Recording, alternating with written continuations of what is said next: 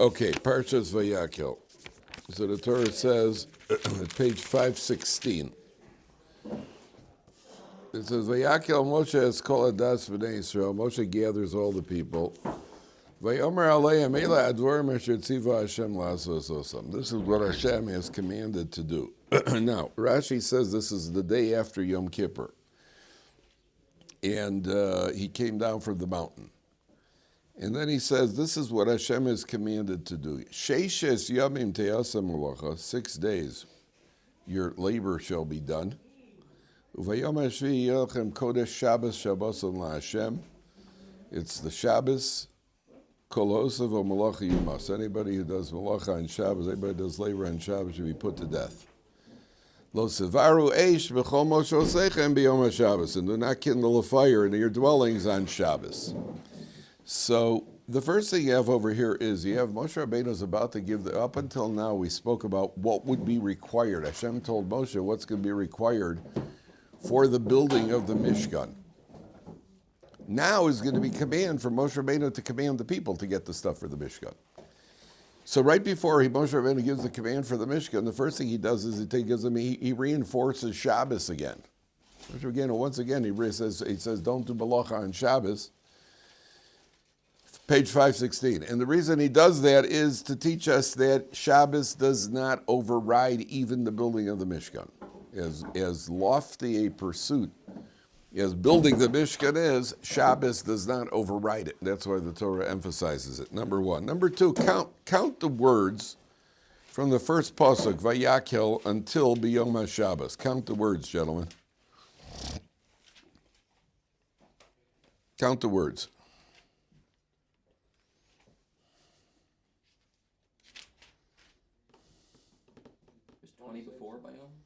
How much?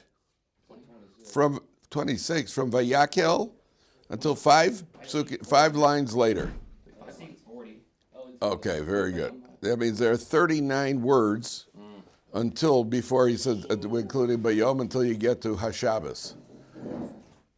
What does 39 recall? What does 39 remind you of with regard to Shabbos? 39 forbidden malachos. Right? So you have 39 words from Vayakhel until you get to the word HaShabbos.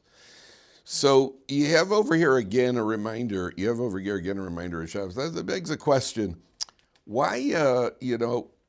Why do we need so many reminders? Shabbos, I think, it mentioned 12 times in the Torah, if I'm not mistaken. Why do you need so many reminders of Shabbos? I mean, okay, you got the point. Do it, you die. That's pretty clear. If you do it, you die. So why do I over and over mention Shabbos again and again and again?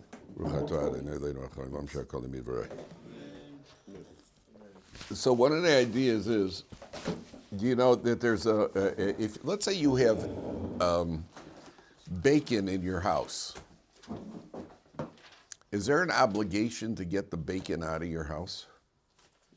Any obligation or somebody, your non-Jewish friend came over and he left a bacon sandwich in your house. Do you have an obligation to get the bacon out of your house? Or your other friend came over and he left some cocaine in your house, right? Which is halachically prohibited to indulge in illegal drugs. Do you have an obligation to get the cocaine out of the house? No. What about if you have bread in your house on the 14th day of Nisan? You got to get the bread out of the house. Why? Why is it that by chametz, the Torah says that not only you can't eat it on Pesach, can't even have it on your premises. Why? What do you say, Aaron? Well, I thought you could sell it. You could, but now once you haven't sold it, now it's on your premises. If you sold it, that means it's not yours. You're not allowed to own chametz and have it on your premises on Pesach. Why not? Is your property able to acquire it for you? Without getting into the what do you call it? You're in Gemara mode. Why does the Torah say to get rid of the chametz? Mike? The bacon sandwich isn't yours that your buddy left. Okay. Is it yours because it's in your house? Let's say you accidentally bought some. Okay. You bought some bacon. You bought a potato chips, and it turns out that they're treif. You thought you saw a hechsher, it said OR, you thought OR stood for Orthodox, and then your friend told you, no, that's just a trademark and you can't eat it. Right? So why you saw a K on it and you thought it stood for kosher, and really it stands for Ku Klux Klan. You know, it's made in the South. It's made somewhere in Tennessee. You know, by the way, you know they're called the Ku Klux Klan? Does anybody know why they're called the Ku Klux Klan? You don't know why, okay? So now I will tell you, because it is the imaginative sound of a rifle being cocked. And that's where they got the name Ku Klux Klan. Thank you very much. Thank you very much. We accept checks or credit cards for that information. So you bought trafe potato chips. Do you have to get out of your house? Now you own it. Okay, Lenny, you own them. Why chametz do you have to get out of your house? The answer is because chametz, the Gemara says, lo badil minei. Lo badil minei means it's not something you normally separate yourself from. You could easily forget. If I see bacon in my house, not only that, if I see a bag of anything in my house, I just don't open the bag and eat it until I check the hechsher. It's a knee-jerk reaction by a Torah Jew. If you see food, the first reaction is, what's the hechsher? Chametz, if I see bread in the house, I eat the bread. I assume the bread in my house is all kosher. So I eat the bread in my house. I eat the salami in my house. I eat the cookies in my house. But since it's something that I don't normally refrain from, there's a concern that on Pesach you're going to forget yourself and you're going to open up the fridge and hey, you know, there's some of that chametz dika salami, which is made with, got some breadcrumbs in it, you know, and you forget about it because I normally eat it. Therefore, it does get it out. Get it out. You're vulnerable on this. In this 7-day period, you're vulnerable if it's things that you normally eat during. All of a sudden, something that's 100% kosher for 7 days is off limits. Well, you know, I'd love to say that we're always in mental focus. And I'm only half right. We're always mental. But, you know, I don't know that we're always in focus. So at the end of the day, the Torah has to put a restriction on it, get it out. That's the same thing with Shabbos. During the week, you work. During the week, you do all sorts of labor. Shabbos also says all those things that are permissible now for 24 hours are forbidden. So Torah has to reinforce it. Torah over and over has to reinforce it. That's the idea, number one. Number two, the Torah then says, Lo sivaru eish b'chomo shosechem b'yom HaShabbos. Do not burn a fire. Now, the first question over here is, why is it that the Torah has to stipulate fire? Fire is one of the 39, to light a fire is one of the 39 prohibited activities. So why does the Torah give it its own status? The Torah doesn't come along and say, don't do boater. The Torah doesn't come along and say, don't build. The Torah says, don't kindle a fire on Shabbos. Why? So there's a very clever answer here. One of the commentaries, several commentaries say, you see, when was fire created? Fire was created when Adam Rishon took 2 stones and banged them together. Shabbos is a commemoration of what? The creation of the world, Ma'aseh Bereshis. When God created the world, he didn't create fire at that point when everything else was created. Fire was innovated by man. So the Torah needs to send you, because we always say, Zecher l'Ma'aseh Bereshis. So if a person is saying Shabbos is a commemoration of Ma'aseh Bereshis, then we can very easily make a mistake and think, well, it's for whatever was created, but not something subsequent to creation, which is fire. Therefore, the Torah says, by the way, fire is included too. I read a commentary that I don't understand. It says that the consequence for transgressing the malacha of kindling a fire is less than the other. There's a machlokas in the Gemara. What? There's a machlokas in the Gemara. Okay, so it's not for sure. Right. There's a machlokas in the Gemara. The Maisa we paskin if you set a fire on Shabbos, it is a severe. Okay. There's one opinion that it's not. Okay. Now, the other idea here is the Mefarshim take this in a completely different direction, and you'd be amazed what the Mefarshim say here. Means don't kindle the fire of dispute on Shabbos.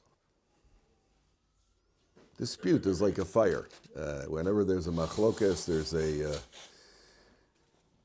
when there's a machlokas, there's often a negative backlash. There's punishment for the community. You see Korach, when made a machlokas against Moshe Rabbeinu, and everybody got swallowed up. Machlokas is dispute is the thing to move away from, run away from dispute like you run away from fire. If you're ever involved in an office or in an institution or a day school, anytime that there's a dispute, don't get involved. Don't get involved. Just stay away from it. Dispute is despised by HaKadosh Baruch Hu. HaKadosh Baruch Hu's say, the Gemara says, Lo matzah HaKadosh Baruch Hu kli machzik bracha ela shalom. Hashem found nothing that contains blessing except shalom, which is peace. Dispute we avoid. Now, there's sometimes where we have to dispute evildoers. That's fighting evildoers is not a machlokas. Fighting evildoers is a mitzvah. But sometimes, the usual Jewish communal bickering, that's a dispute. And the Torah says, don't burn a fire. So the commentary refers to two things. Don't let the fire of anger burn in your home. And don't let the fire of dispute burn on Shabbos. Now the question is, why?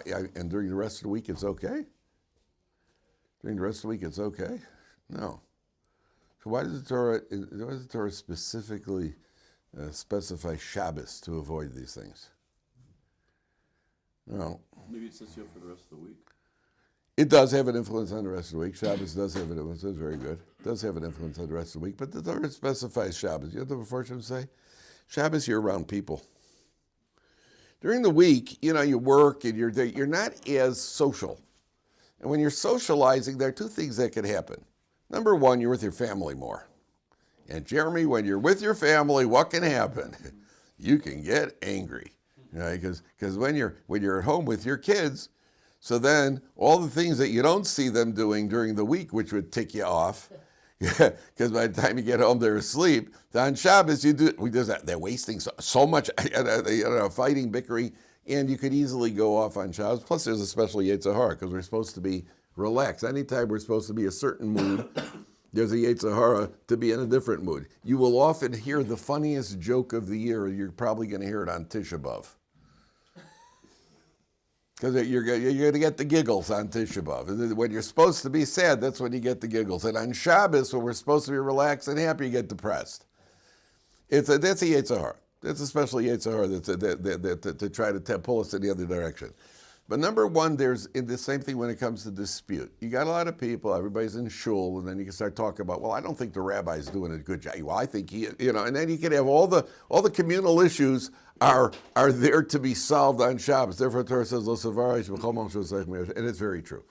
And by the way, it's particularly true on Erev Shabbos. Erev Shabbos is not a joke, because this the Gemara even says that on Erev Shabbos you have to be very, very careful. Women, bless them, have taken on the responsibility Shabbos after Shabbos. They make a Shabbos for the entire family. And it's a lot of pressure. It involves cleaning, it involves shopping, it involves cooking, it involves preparing, it involves serving, it involves a lot. And it's Shabbos after. Now, they may have help in the house, but at the end of the day, a frum woman feels it's on me. And it's a reflection on me. Not only it's on me, it's a reflection on me. And therefore, the frum woman has, there could be a little bit of tension in the house. And sometimes she may say something to the husband about where Hitaka messed up. She asked him to go shopping, and again, he forgot the onions. And she may say something a little more severe, a little more out of proportion than fits the crime for forgetting onions. Like, you are a nitwit, and you never received any brains when God was distributing. Something she may get a little rough. It's okay, listen, first of all, she may be right. Right? But second of all, just take it, she's under a lot of pressure. She's under a lot of pressure. And there's a lot of, sometimes you're in a rush on Erev Shabbos. There's a big rush, a short Shabbos, you got to get everything done. Careful. Make sure that there's no fire. Make sure there's no. That's why the Gemara says that a man should say before he leaves the house, Iravtem, Isartem, Iravtem, Hadliku Esaner. Did you meiser? Did you put up the Erov? Kindle the candle. And the Gemara says, but say it b'nichusa. B'nichusa means say it gently. Say, hey, you didn't light Shabbos, you ben schlecht. B'nichusa. Everything b'nichusa. That's what the Gemara says. Okay. Now, very interesting, there was an interesting halachic question. Very interesting halachic question that came up with the advent of electricity. Is electricity prohibited on Shabbos? So there was actually a machlokas of the poskim. All poskim agreed that electricity is usher. The question was why? There were those who were of the opinion that electricity is actually kindling a fire. There were other poskim that held that electricity was completing a circuit, which is a form of building. All agreed you're not allowed to use electricity. There were different opinions of what it is, what electricity is exactly, and why it's prohibited. That it's usher, everybody agreed that it's usher. But there was a machlokas on what do you call it? There's a machlokas on what it is exactly. Rabbi Chaim Ozer Grzinski, who was the Gadol Ador in between the time of the Chafetz Chaim, after the Chafetz Chaim was nifter, Rabbi Chaim Ozer Grzinski was the Gadol Ador between the Chafetz Chaim and the Chazon Ish. And Rabbi Chaim Ozer Grzinski used to make Havdalah. He would make Borei Me'orei Ha'esh on an electric light, purposely. So that word would get out that the Gadol Ador is of the opinion that electricity is fire. So he purposely made a Borei Me'orei Ha'esh on the electricity so that people would understand that Reb Chaim Ozer Grzinski is of the opinion that electricity is fire and therefore it's prohibited on Shabbos. That's the what do you call it? That's like, Shabbos has always been something people have sacrificed for. We had a guy living in Chicago who was living across the street from us. This guy was a shochet. So he used to go, the slaughterhouses originally were in Chicago, then they moved them to Iowa. Not Des Moines, one of the little towns in Iowa. Little towns in Iowa. Iowa itself is a little town. So I don't know, a little town in Iowa, it's not like they have no Manhattan, Iowa, it's so they moved the slaughterhouses, the stock houses there. So this guy they were living right across the street from us in Chicago, West Riders Park, and he was a shochet. And so when they moved it, what he would do is he would leave Monday morning to go to Iowa. He'd be there all week, and he would come back Friday afternoon. He would fly in. It was a 45-minute flight. He would fly in and took a bus from O'Hare Airport to West Riders Park. He used to come home about an hour before Shabbos. So one day there is a blizzard, a Chicago blizzard. And there were no cell phones in those days, there's no communication. And his wife comes across the street. He's got 3 little kids at home. He comes across the street crying to my mother that, he's, it's after Sheshi Ben Shlicht already and he's not home. And it's a blizzard in Chicago. So they know where the guy is and there's no communication. And then about 5 hours later, their front door, about 10 o'clock at night, the front door opens and he comes stomping in. What happened? The flight was delayed because of the blizzard. So he got into O'Hare Airport about 10 minutes before Shabbos. He put his stuff in a locker and he walked. Now, O'Hare Airport to West Riders Park is about a 20-minute drive straight down a highway. It's a long ways on a highway. Traffic is pretty fast. By car, it's pretty fast. And so here's a Chicago blizzard. Cars are buried under the sun, and this guy is walking on the highway. So at a certain point, the police car stopped by. They said, "Hey, buddy, get in. We'll take you." He goes, "No, I'm just out for a stroll." He's lucky they didn't pick him up and put him in the happy home. This guy could have ended up who knows where. So then he, after 5 hours of trudging through the snow and stopping every 100 yards to empty the snow out of his boots, he staggered into the house. That's what people do for Shabbos. People do a lot of funny things for Shabbos. People were sacrificed Shabbos. I get to 1 second. The Stipler. What's your name? Yes. I was just gonna say I was thinking that one of the reasons maybe to why it specifically says not to get angry while they explained it is because through anger a lot of times is when you will sin through anger, and therefore if you are angry you may come to. That's very good. Very good. The Gemara says that somebody who gets angry, the Gemara in the Dharm says somebody who gets angry, you could be sure he's got more sins than merits.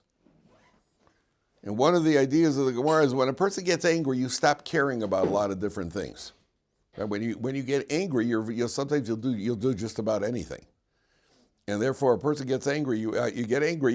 By the way, it's also not so simple to go into Shabbos drunk. Nowadays, people do something called toa meha, where people get loaded before Shabbos. But you go into Shabbos. That's why Rabbi Yitzchak Zilberstein, this Purim, he said, be very careful in Yerushalayim, because if you go into Shabbos drunk, you may become very negligent with the laws of Shabbos. I don't know if you guys davened Mariv last night, what Mariv was like, what kind of drunks you had in the shuls at Mariv last night, but on Friday night, people were also a little happy. I was at Mincha yesterday. I went to Mincha at about 12:15, and there were a couple of yeshiva guys. So the place is quiet. We're davening Shemon Esrei.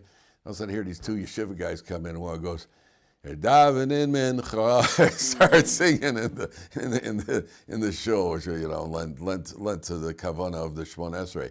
But the Shabbos has always been that line. We sacrifice for Shabbos. Sometimes the lights go out now. Sometimes there's a power out. And sometimes the bathroom light is off.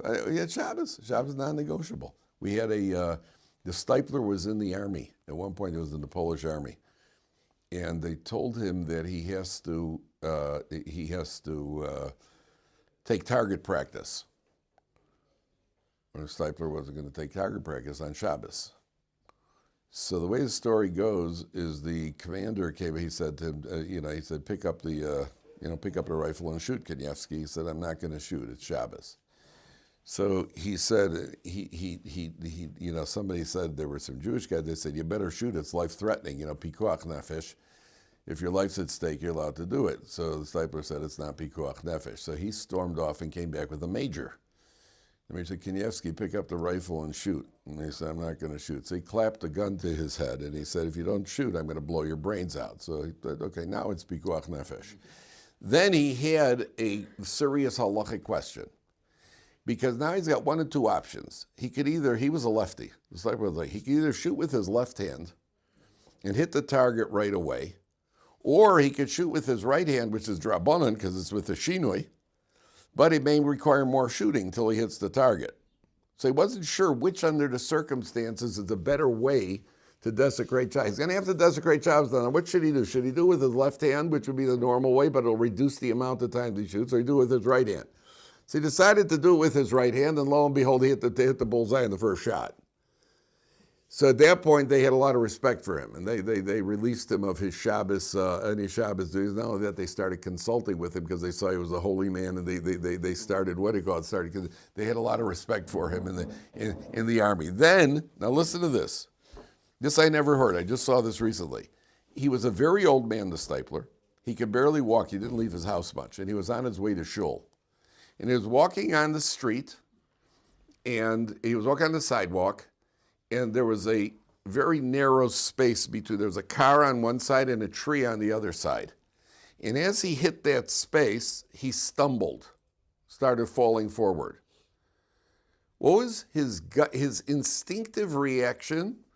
He grabbed his hand with his other hand so that he doesn't grab the tree, because you're not allowed to make use of a tree on Shabbos because it's muktzah.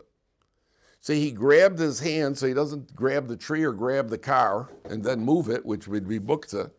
So he fell flat on his face. And then he said, while he was lying there on the ground, after having fallen, the only thought he had in his mind was, I hope this isn't a violation of where the Torah says you're not allowed to go spread eagle on a type of stone, which is a form of worship. That's where, it's like, it's where's your head at?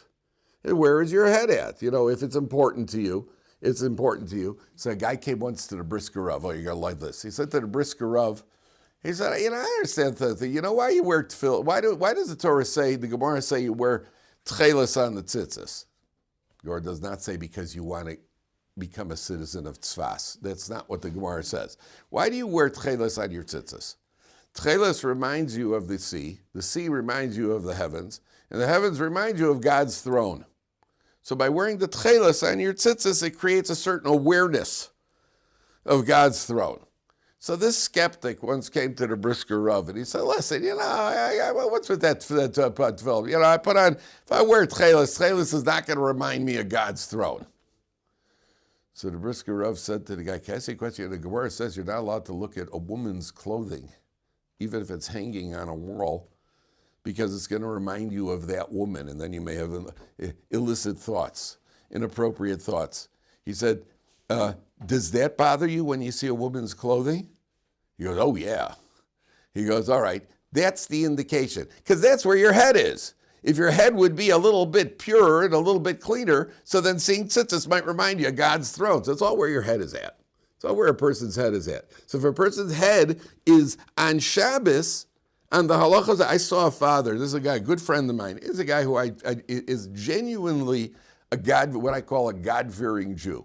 So we were sitting in shul, his son was probably maybe 9 years old, and there was something on the table. And his son started reaching for it. The father was in the middle of davening. His son started reaching for it. His father just muktzah. And it wasn't like one of those annoying from muktzahs, like muktzah, right? It was like muktzah. It was no different than what you would do if you saw your 9-year-old reaching for a fire. That's what it struck me as. Not I'm from type of, I'm from, therefore don't touch it, it's muktzah. It's muktzah, it's fire. What are you doing? It's fire. That's the same thing with kashrus, the attitude with kashrus. If I told you I got a cup of Coke over here, and there's a rumor, I only heard a rumor today, that there is a Coke factory somewhere in the world where some cyanide fell into the Coke. And I just bought a Coke. You bought a Coke. And I just heard a rumor that there might be Coke somewhere. Would you drink it? I would drink it. I don't even know where if the rumor is true. I don't know where the factory is. For all I know, the factory could be in Pittsburgh. And I'm nowhere near there, but if I hear cyanide possibility, I'm not drinking this Coke. And that's exactly what the attitude is with kashrus, right? You know, hey, there's some spiritual cyanide in there. It should be okay. The Jewish, I was there. I was living in Israel. Remember with Acamol, when they put cyanide in the Acamol? That was the first. Do you see that when you buy medicines, do you see that there's a safety cap on it? Do you know there never used to be? It started in about 1982. Because in 1982, there were two, what are those guys called who ride the ambulances? Two paramedics went bowling one night. And one of the guys said, I had a weirdest story today. Some girl was dead and there was this jar of Acamol next to her. And the other guy says, yeah, that happened to me too. We came into the house, this guy was dead, there was Acamol. Then they investigated, somebody had been putting cyanide in Acamol. Now, it was in capsules. They had been putting it into capsules. I was living in Israel, 6,000 miles away. I had tablets in my medicine cabinet, and I took those tablets and poured them down the toilet, first thing. I was wondering, I'd get up in the middle of the night, I'd be disoriented with a headache, and I might take some of these tablets. It wasn't even in tablets, it was in capsules, and it wasn't in Israel, it was in America. But when you hear cyanide cyanide gets a lot of respect. That's the foil top, not the child safety cap. The foil top, the top that's sealed on, yeah. No, that all started then, because they started sealing the medicine. Which is gets a little respect. Okay, now let's go on. Vayomer Moshe el kol hadas b'nei Yisrael. Oh, by the way, one more point over here. There are two more points over here. The first one is that it says lo sivaru eish. Where is it? 1 second. Yeah, in the third pasuk, it's going to be interesting. In the third pasuk, it's a second line from the top. 6 yamim teyaseh malacha. 6 days your work should get done. Now, why does it say teyaseh malacha instead of ta'aseh malacha? Teyaseh is the form of it gets done, not that you should do it. Teyaseh malacha. Why 6 days your work should get done? Uvayom hashvi yeh lachem kodesh Shabbos LaHashem. So there are two reasons why it says Teyaseh. Number one is that when you go into Shabbos, you should see that all your work is done. Teyaseh, it should have gotten done by the time you got to Shabbos.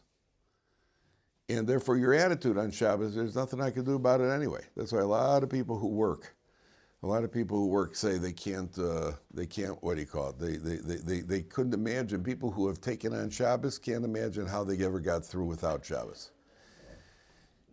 You go to work, there's nothing I can do.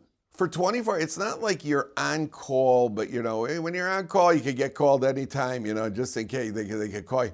There's absolutely nothing I could do about my business right now, even if it burns down. There's zero I could do with my business. I'm off, I'm turned off completely. It gives you a certain type of disconnect, number one. Number two, it has to do with what our attitude should be towards our productivity in general. Ta'asa makes it sound like I'm doing and I'm producing. Te'asa means it gets done. We go through the motions. But what's really causing it to get done is that Kodesh Baruch Hu gives us the assistance to accomplish whatever we're accomplishing.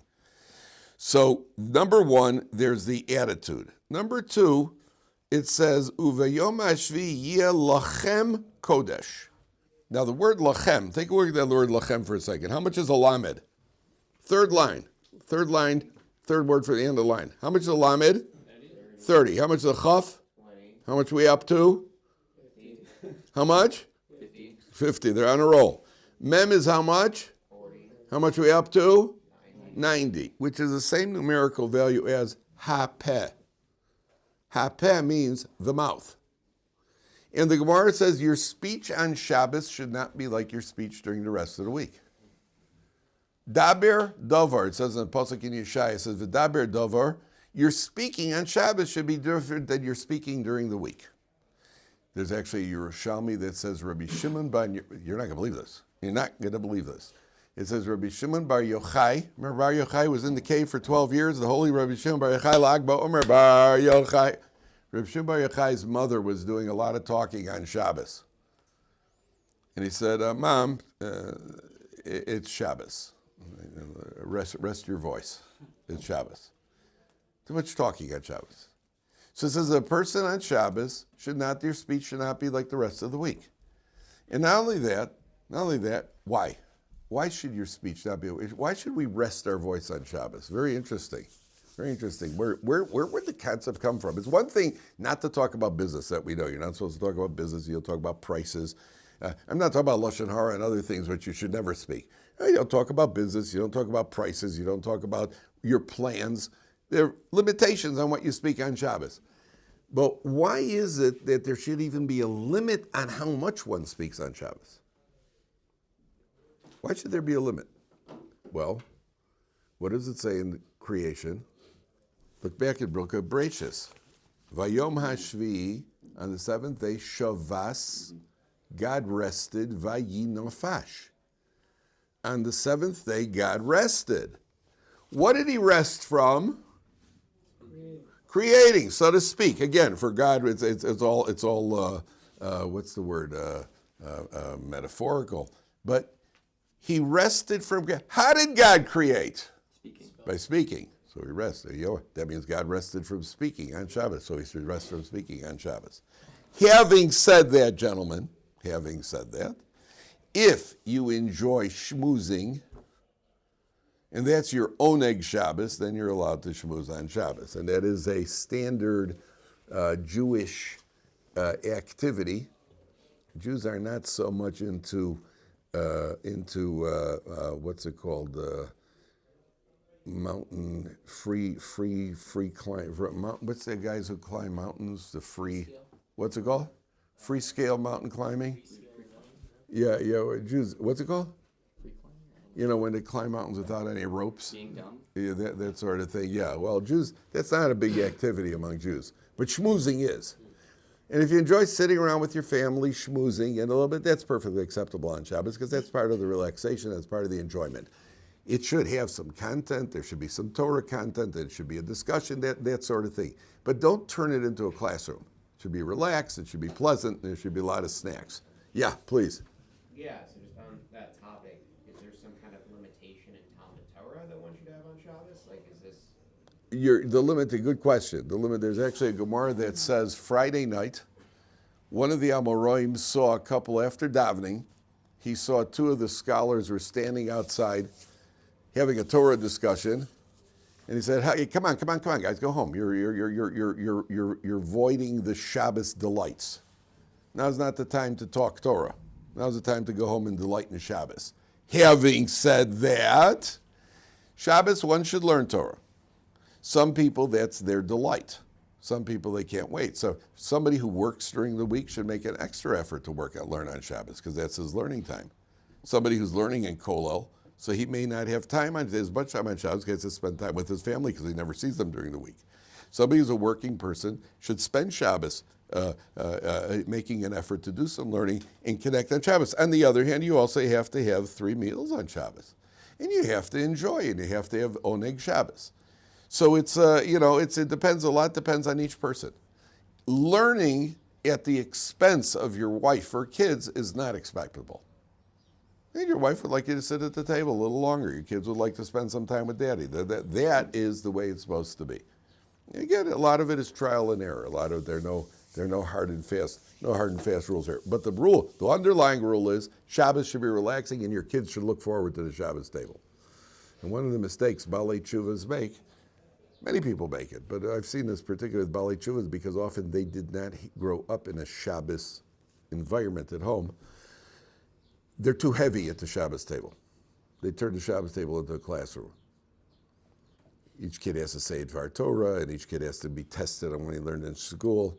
That's not for Shabbos table. Shabbos table is the kids should look forward to daddy telling a story, or they should look forward to daddy, asking them questions on general stuff or having a discussion. Teenagers especially should be encouraged to talk. I always tell people, your teenagers especially are not coming to your Shabbos table for education, they're coming for communication. And it's extremely important that you allow them to communicate. And communication means they talk. They talk. And even if they talk, I was about 18, 19 years old. So I went to the local JCC. We used to play ball. There were all these kids from these public school kids. So there was a local rabbi who I happened to know. He was friends with my parents. I happened to know this local rabbi. We were in the locker room. And he was talking to these public school kids, and they were making these dirty innuations. Is that the word? Innuendos. That's it. Thank you. I was going to think insinuations. They're dirty innuendos, which I was picking up. And I was like, boy, it's going right over this rabbi's head. And finally, these guys led out to the gym. And I looked at the rabbi and I said, there's no hope. So he said to me, that's not true. As long as they're talking to you, even if they're talking dirty, there's still hope. So I was impressed on 2 counts. Number one, that he chopped that they were talking dirty. I couldn't believe he chopped it because they were being. I said, wow. I think wow, how does a rabbi chop that? And number 2, I never forget what he said. As long as they're talking to you, then it's a good thing. Even if they're talking, as long as they're communicating. So if your teenagers are at the table, even if they're kvetching and griping about this, that, the other, that's good. That's good. They're being teenagers. They're communicating with. They're at least talking to you. But hopefully, your teenagers are not kvetching and griping. I always found at a Shabbos table, you throw out an interesting question, a halachic question, not the norm. Like yesterday, we were sitting at the table, I said to the guys, what would happen if a guy walks into a shul? Just an example. If a guy walks into a shul and he sits down on a bench in the shul, but the guy next to him had taken off his glasses and put it on the bench before he sat down, and he sat down and crunched the guy's glasses. Is he chayiv to pay for them or not? Everybody at a table, women, children, everybody's going to have an opinion. And the goal isn't even the halachic answer as much as you got everybody giving opinions. Everybody's got something to say. Some people sit at the table and say, okay, everybody now has to pick somebody else and say something good about them.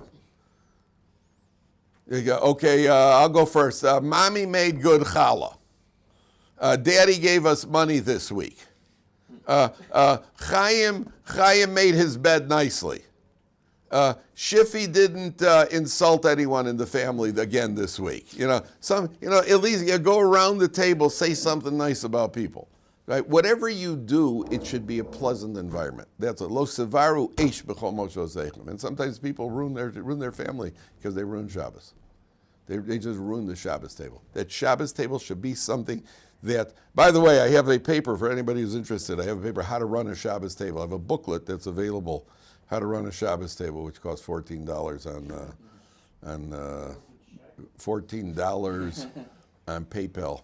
You can pay if you want me. I'll send you the file. And by the way, anybody from Torah Anytime who's watching, by the way, it's almost Pesach time. Anybody wants the Haggadah rhymes? I have the Haggadah written out in rhyme. They're going through the Haggadah, about 22, 23 rhymes on various paragraphs, which introduce what's happening in the paragraph, but it's all in rhyme. Like Rebbe Elazar ben Azariah had a beard, but something about it was pretty. There you go, that sort of thing. And even the kids like it. The adults certainly like it. So that is also, the rhyming Haggadah is also available for $14. If anybody's interested, you could email me at Dovid B. Kaplan, B as in baseball, basketball, badminton, busted bridges in Baltimore, Dovid B. Kaplan at Gmail, and if for your Haggadah rhymes or Shabbos, how to run a Shabbos table. Okay, any other question on that? Yes? Can you already clarify where is the limitation aspect coming from? Lachan is Vayakhel. Where's the limitation? The limitation is based on because it says Yeh lachem. Lachem is the numerical value of mouth. Kodesh. Your mouth should be holy on Shabbos. And the source of it is that since God rested on Shabbos, and what he was resting was his so to speak, his mouth. So therefore we should rest our speech on Shabbos. There are people who do tainis diburs on Shabbos. You know what a tainis dibur is? A speech fast, where you only speak Torah and tefillah. You only speak Torah and tefillah. You limit your speech to Torah ideas and tefillah. No mundane speech at all. Called a tainis dibur, a speech fast. And Rabbi Scheinberg Zatzal, you've heard of Rabbi Scheinberg, right? Rabbi Scheinberg used to make a tainis dibur every single Shabbos. So it's interesting because a young yeshiva guy who was obviously jumping levels a little too fast, so he once came to Rav Scheinberg's wife, and he said to her, could I, maybe it's a good idea for me to make a tainis dibur on Shabbos too. Remember, Rav Scheinberg started out, he was a massive Talmid Chacham. It wasn't the first thing he did, like he learned Baruch Shamar and then did a tainis dibur. He was Baki and Shai, knew Shas, knew Kol Torah Kula. So this young yeshiva guy says to Rebbetzin Scheinberg, should I make a tainis dibur on Shabbos? So she says to him, I want to tell you something about your rabbi, her husband. He was making a tainis dibur every Shabbos, but I didn't know about it for 4 years. How's that? I mean, if you make a tainis dibur, you have to be a pleasant person. His wife didn't even know he was making a tainis dibur. He'd make Kiddush, then probably say a Dvar Torah, and that sort of thing. Don't make a tainis dibur. There are people who are at the level who do it. And sometimes if a person does an Aveira and wants to atone for an Aveira, so the Chafetz Chaim used to recommend, I'm not talking about Shabbos, not talking about in general, a person did an Aveira, a person thinks maybe I should fast. The Chafetz Chaim used to say, don't fast, don't make a food fast, make a speech fast. Make a tainis dibur. Nobody gets weak from not talking. If you don't eat, you're going to be weak, lightheaded, you won't be able to study Torah properly. If you don't talk, you'll be okay. I've made a couple of tainis diburs in my life. It's very cleansing. I once made a tainis dibur because I walked into the house. I was holding a sefer. I'm not proud of this, by the way, I'm just telling you. I walked into the house and I was holding a sefer in my hand, and the kids, I don't know, somebody got me upset. I was just in a bad mood. Something got me upset, and I took the sefer and I slammed it down on it. And the kids are all looking at me like this. So then I said to the kids, listen, guys, I really shouldn't have done that. That was the wrong thing. It's a sefer, it's that sort of thing. And I felt that's not good enough. The kids have to see that I'm really, really... So I told the kids, my kids were very young at the time, I told the kids, okay, tomorrow I'm doing a tainis dibur. Because I did a big Aveira, I'm doing a tainis dibur. And I even wrote on a paper, tainis dibur. And so the kids would come up to me and they'd talk, and I would hold out the paper like this. So they were coming over to me just because they wanted to see me pull out the paper. And the whole day was that Daddy's doing tiny Stewart. Daddy, can I? Oh no, it's tiny Stewart, which is exactly what I wanted. So that they should feel, what do you call it? They should feel that it was. It's very, very cleansing. It's very, very cleansing. But it's not something a person has to be at the correct level to do it on a regular basis. It includes like if someone asks you like a yes or no question of like what teaching that you don't reply to even that. You don't reply to anything that's not Torah or Tefillah. You could shake your head. You could nod. The other thing you use the Shabbos table for is to praise your wife in front of the kids. That's a very good thing, is to praise your wife in front of the kids. She could also praise the husband, but let's not get into science fiction here. You know, to show the kids the healthy relationship between the parents. All right, we're digging down Mincha.